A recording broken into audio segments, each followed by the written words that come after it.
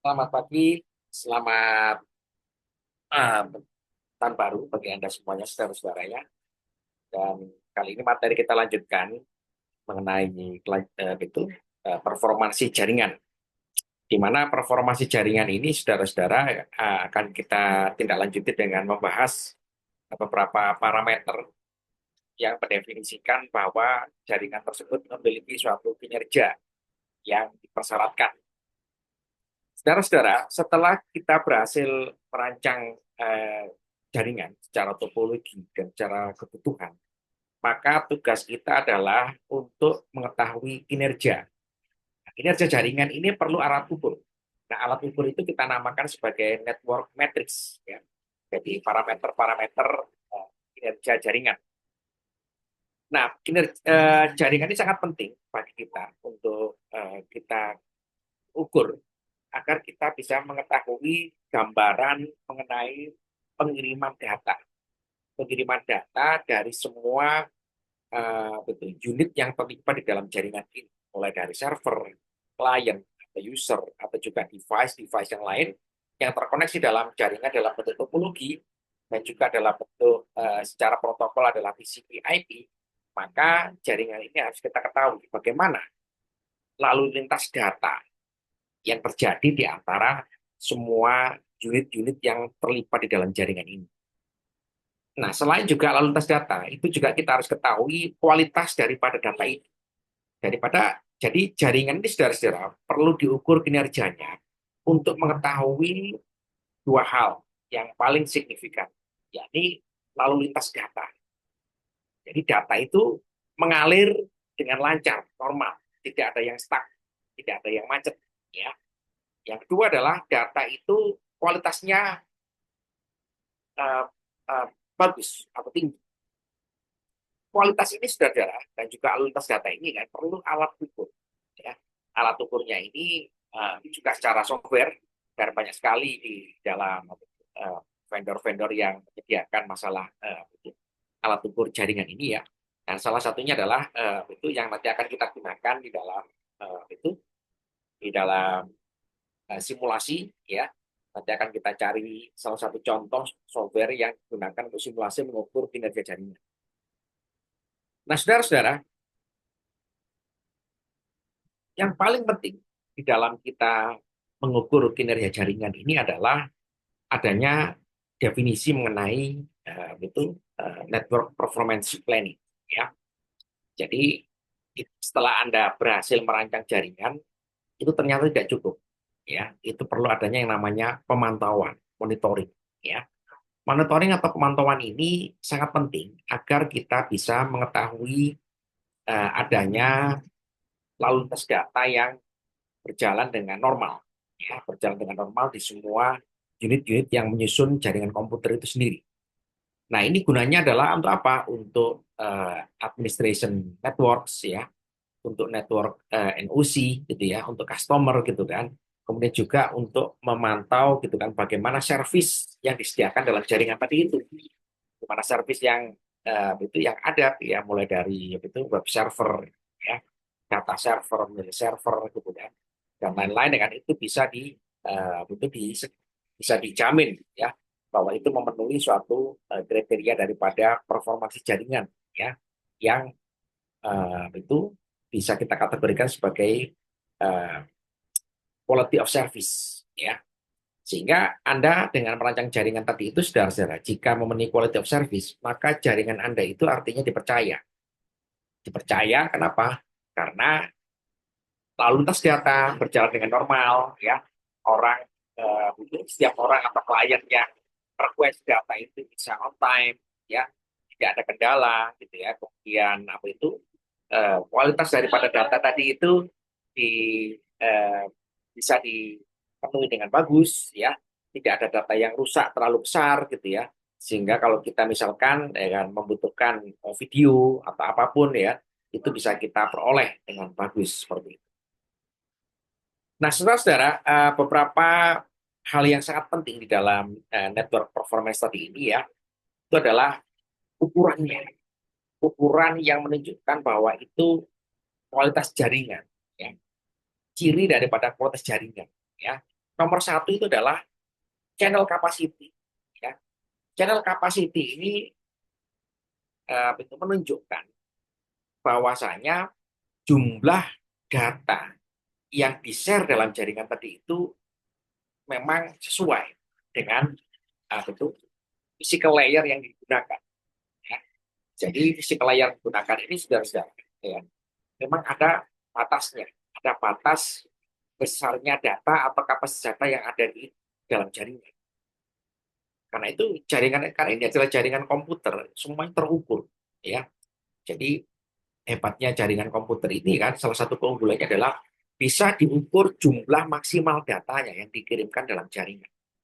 Sehingga apa? Sehingga ini menjadi acuan bagi kita sebagai bentuk penyedia jaringan komputer gitu kan bahwa uh, kenapa jumlah data yang mau kita edarkan dalam jaringan yang ditopang oleh physical layer. Physical layer ini bisa LAN, ya, local area networks, bisa wide area networks, bisa metropolitan area networks ya dalam berbagai macam bentuk topologi ya, bisa star, bisa bus, bisa tree ya. Ya, jadi ini penting saudara-saudara agar kita itu mengetahui bahwa kalau jumlah data maksimal ini memang dibatasi oleh physical layer yang dinamakan secara teknis sebagai channel capacity atau kapasitas kanal, maka kita bisa mengetahui ya bahwa adanya batasan ya batasan data yang di-share dalam jaringan. Jadi kapasitas channel ini saudara, outcome-nya adalah nanti untuk menentukan ya berapa jumlah klien atau server yang bisa dilayani ya. Jadi kalau kita merancang jaringan dengan memang itu idealnya adalah jaringan itu unlimited ya, single server gitu kan untuk sekian ribu. Tapi itu harus juga kita perhitungkan berapa ya kapasitas informasi yang bisa di-share dari dalam kanal informasi ini dalam klien. Itulah pentingnya kita mempelajari komunikasi data kan bahwa tidak semua data itu ternyata gitu kan bisa diumpankan, bisa ditransportkan dalam physical layer ini ya. Kedua adalah channel utilization ya, penggunaan kanal informasi ya. Karena data ini merambat di dalam medium itu medium ya melalui physical layer dalam berbagai macam bentuk ya, ada fiber optik ya, itu ada UTP ya atau RJ45 ya, ada juga wireless, ada telecommunication satellite ya, ada juga fiber optik ya kan. Artinya kanal-kanal informasi ini saudara-saudara semuanya memiliki karakteristik yang sendiri-sendiri ya. Fiber optik berkapasitas besar ya dalam bentuk konfigurasi katakanlah itu konfigurasi backbone ya atau itu jalan tolnya data ya yang itu berkapasitas hingga sampai dengan 10 Gbps ya 10 Gbps 10 Gbps ini ternyata di dalam transportnya di dalam sistem komunikasi datanya kan itu menggunakan subkanal ya ada kanal-kanal informasi. Begitupun juga wireless radio ya. Wireless radio yang kita gunakan ini dalam skema 4G, 5G ya. Itu juga dibagi kanal-kanal dibagi-bagi, salurannya dibagi-bagi. Jadi dia tidak single frekuensi, tapi dibagi-bagi. Itu juga sama ya. Itu juga menentukan daripada kualitas jaringan. Nah, yang lebih penting lagi adalah adanya karena jaringan itu adalah proses transmisi data atau informasi dari satu titik ke titik yang lain. Ya, maka seperti yang kita pahami, saudara-saudara, bahwa data ini mengalir dan merambat dan menuju kepada tujuan atau destination point, ya, maka data ini butuh waktu. Butuh waktu artinya data itu tidak all at once. Ya, data ini di dalam jaringan komputer kita ini ada yang namanya delay, ya, keterlambatan. Ya. Keterlambatan itu pasti terjadi ya, dalam jaringan komputer karena komputer ini mengirimkan data itu melalui skema processing dulu, pengolahan data, gitu ya, kemudian transmisi data, ya, kemudian komunikasi data, gitu kan, sampai data tadi digunakan, ya, di application layer. Jadi data ini saudara-saudara butuh waktu untuk diproses. Karena data ini butuh waktu untuk diproses, maka terjadi yang namanya delay, keterlambatan. Ya. Delay atau keterlambatan ini kita namakan sebagai latensi, ya. Jadi karena jaringan itu jaringan komputer yang menggunakan physical layer dengan berbagai macam contoh yang saya sebutkan tadi ya, ada satellite, ya, ada fiber optik, ya, ada wireless ya, dengan berbagai macam bentuk konfigurasi ya, mobile, ya, kemudian wireless access point gitu ya. Nah, saudara-saudara, karena physical layer yang digunakan sebagai jaringan komputer itu adalah itu memiliki sifat ya, sifat yang stokastik. Ya. Artinya dia tidak bisa diramalkan dengan pasti ya. Sebagai contoh gitu kan, kita saat ini itu smartphone kita berhubung dengan jaringan itu wirelessnya mobile wireless operator. Jadi kan wireless mobile operator ini sudah jelas memiliki karakteristik ya kan, dia transmisi sinyal di dalam medium udara.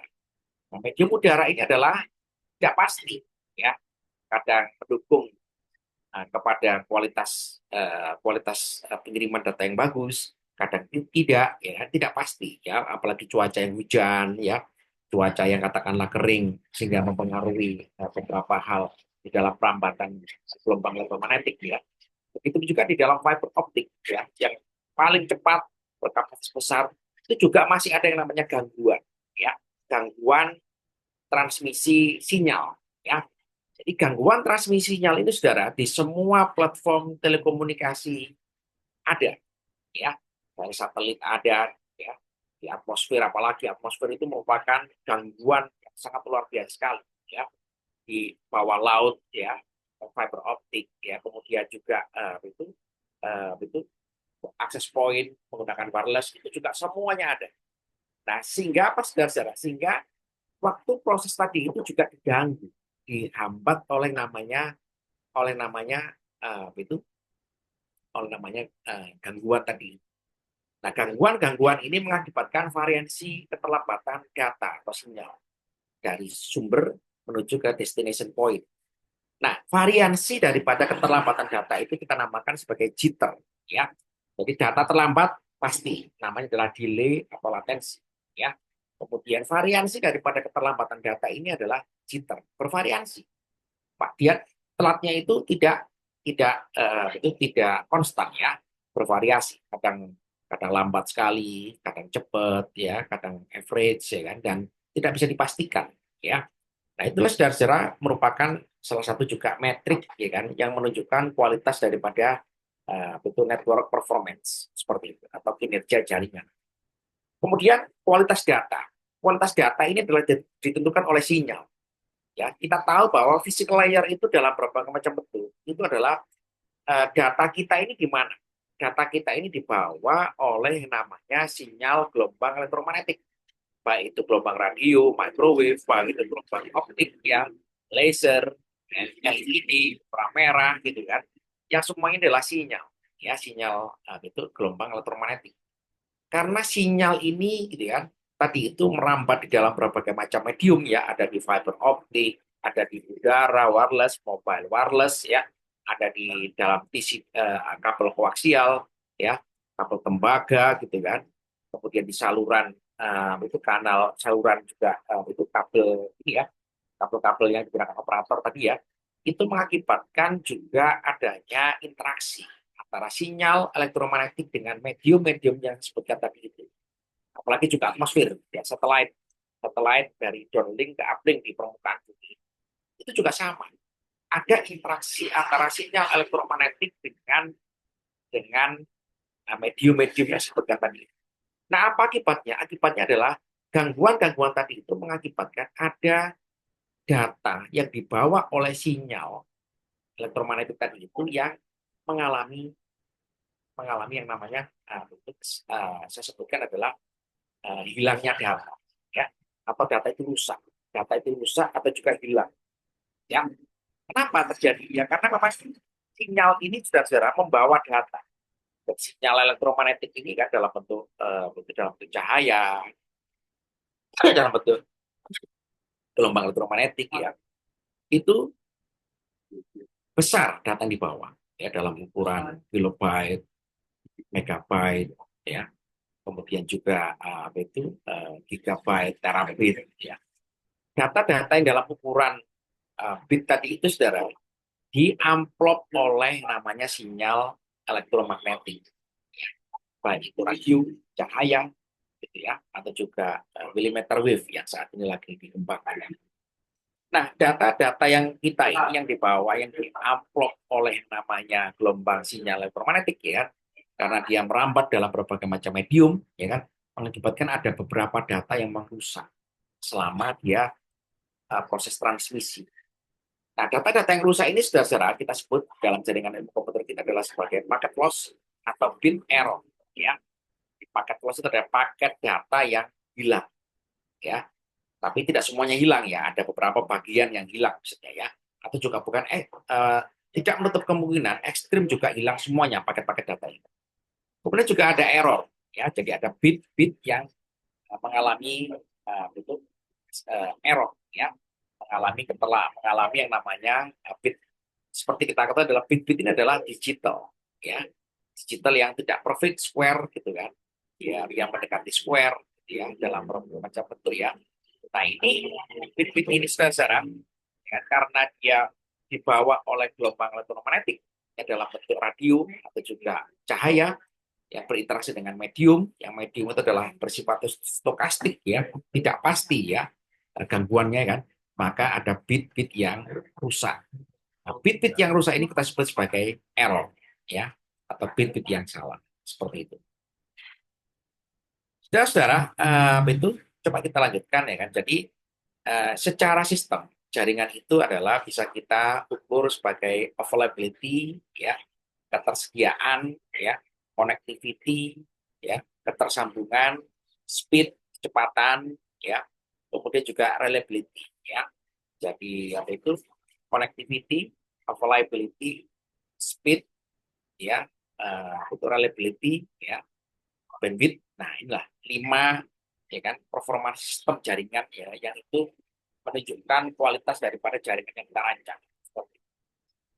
Jadi kalau Anda gitu kan bekerja dalam itu dalam uh,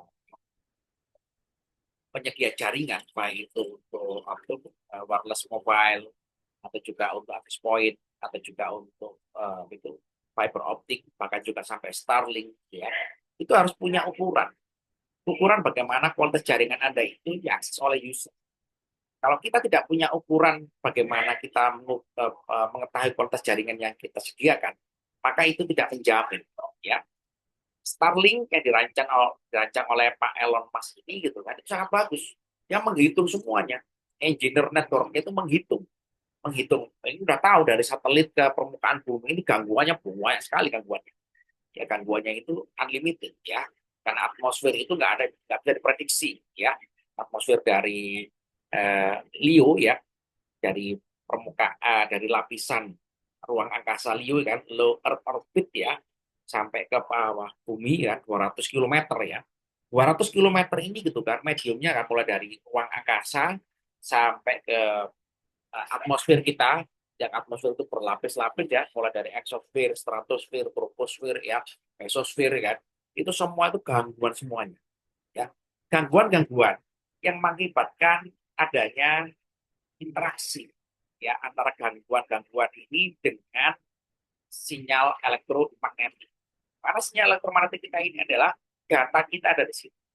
Jika apa? Sehingga engineer-nya ini Pak, terlibat semuanya, mulai dari engineer telecommunication, ya, engineer networks, ya, engineer sampai itu juga elektro ya, elektronika ya, terlibat gitu kan. Bagaimana cara menekan, ya, menekan atau meminimalisir kerusakan data ini, ya. Sehingga apa? Sehingga diukur gitu kan, bits per second-nya, paket per second-nya, gitu kan, paket kemudian errornya, gitu, drop paket, ya, flow per second, delay, ya, RTP, ya, round trip time, ya, kemudian delivery seperti itu, ya. Nah, saudara-saudara, channel capacity. Channel capacity ini bahasa teknikal kita adalah bandwidth, ya, metrik, ya, yang jaringan yang menunjukkan ukuran daripada informasi itu ada di dalam jaringan. Pengertian informasi ada dalam jaringan, saudara-saudara. Artinya adalah kapasitas. Berapa kapasitas informasi yang ada dalam jaringan? Kapasitasnya ditentukan oleh bandwidth of the physical medium. Betul ini ya. Jadi kapasitas kanal itu ditentukan oleh bandwidth yang ada di dalam physical medium, baik itu fiber optik, ya, kabel RJ45, local area networks ya, kemudian juga itu wireless access point, mobile wireless dalam skema 4G, 5G gitu ya, kemudian juga satellite ya. Semuanya ini adalah medium ya, physical medium ya. Jadi ya tadi ya saya sedikit ya ditentukan juga oleh pembawa datanya. Siapa pembawa data atau frekuensi karirnya? Electromagnetic wave, gelombang elektromagnetik. Bisa gelombang microwave ya, gelombang mikro, bisa gelombang terahertz ya, millimeter waves ya, bisa juga katakanlah cahaya, cahaya mulai dari inframerah sampai ke laser gitu ya, seperti itu ya, sampai ke LED juga seperti itu ya. Jadi bagaimana apa itu parameter-parameter yang menunjukkan kapasitas channel ini, dia adalah satu ya kan physical medium ya, dua adalah processing capacity ya, for each transmission element ya, karena data kita itu ditransmisikan oleh gelombang elektromagnetik frekuensi carrier, maka butuh time processing. Time processingnya adalah kita sebut sebagai transmission element ya. Jadi transmission elemen mulai transmitter ya, transmitter itu di dalamnya ternyata tidak sekedar transmitter, di situ ada berbagai macam skema ya, ada multiplexing campuran data ya, di penerima itu ada namanya demultiplexing ya, pemisahan data ya. Nah, kemudian juga ada efficiency of algorithm used to access medium ya. Jadi ini adalah mulai di jaringan komputer ya, di dalam itu physical layer ya. Jadi penerapan algoritma atau protokol yang efisien ya. Kemudian juga ada channel encoding dan compression ya. Itu transmisi data kita ini saudara-saudara di physical layer ya, tidak langsung murni data digital yang seperti kita kendaki. Data dari itu dari application layer ini sampai ke network layer itu di-encode ya, disandikan di dalam transmisinya. Nah, penyandian ini kita sebut sebagai channel encoding dan juga compression seperti itu ya. Jadi kapasitas channel atau kanal informasi ini sudah ya ditentukan oleh 4 hal ini: bandwidth of the physical medium, ya, processing capacity dari itu elemen transmisinya, kemudian juga efisiensi daripada algoritma yang digunakan, kemudian juga channel encoding 4 ini ya. Nah, kita lanjutkan ya. Nah, saudara-saudara, itu utilisasi kanal ini sangat penting bagi kita di dalam merancang jaringan. Sebagai contoh adalah teknologi wireless mobile. Frekuensi yang digunakan operator itu terbatas, ya harus dibagi-bagi. Setiap operator itu mendapatkan alokasi frekuensi berizin, ya supaya dia tidak interference antara satu dengan yang lain. Nah, karena supaya tidak interference, maka dia harus pinter menggunakan resource allocation, ya sumber daya frekuensi ini dialokasikan secara betul sistematis ya. Nah, inilah gunanya future planning ya, dan juga problem resolution ya. Jadi future planning adalah planning jaringan berdasarkan ketersediaan kanal ya, frekuensi yang ada seperti ini, supaya tidak terjadi yang namanya itu tidak terjadi yang namanya interference torque ya, dan juga GSI ya, atau juga ESI kan, interference simbol ya, interversibel ya, seperti itu ya. Nah, ini adalah salah satu contoh gitu kan, bagaimana itu throughput daripada suatu jaringan ya, yang dipantau dalam ukuran per minggu ya. Ada minggu sekian dipantau. Throughputnya berapa ya? Throughputnya ya. Jadi throughput jaringan itu gitu kan, diukur gitu kan, untuk mengetahui gitu kan antara ketersediaan bandwidth ya dengan request ya. Jadi request itu juga harus kita ukur ya. Jadi bandwidth-nya itu kan harus lebih besar daripada request datanya ya. Ini bandwidth, ini request. Jadi request itu harus under bandwidth. Jangan sampai terbalik. Ya, request-nya tinggi, bandwidth-nya rendah. Nah, itu akan terjadi namanya bottleneck ya. Bottleneck of access seperti itu ya. Nah, kemudian juga bit per second atau paket error ya. Itu juga bisa kita ukur ya. Bit atau paket error ini ya. Bit atau paket error ini saudara-saudara gitu kan menunjukkan gitu kan yang berbahaya mana antara bit per second, paket error yang dalam bentuk bit ataukah paket. Yang paling berbahaya itu ya paketnya. Paket itu adalah ukuran data, ya. Paket itu ukuran data. Di dalam paket ini ada bit-bit-bitnya. Bit boleh salah satu atau dua, ya, karena paket ini menunjukkan daripada susunan data atau format data yang dikirimkan dalam jaringan. Kalau ini rusak semuanya, otomatis semuanya rusak. Ibaratnya paket data adalah rumahnya data, ya. Rumahnya data itu gitu kan nggak boleh rusak semuanya, ya. Jadi rumah data itu yang mau diterima oleh komputer, ya, di network layer gitu kan, ini tidak boleh rusak, ya, karena data itu akan di unload, ya, akan di itu akan di itu, akan di decode, ya, di decoding. Jadi yang paling penting adalah paket data ini jangan sampai rusak, ya. Dan isi-isi daripada data ini juga harus kita jaga jangan sampai rusak. Boleh rusak, rusak itu pasti ada, tapi dalam batas toleransi yang minimal. Ya. Kedua juga delay.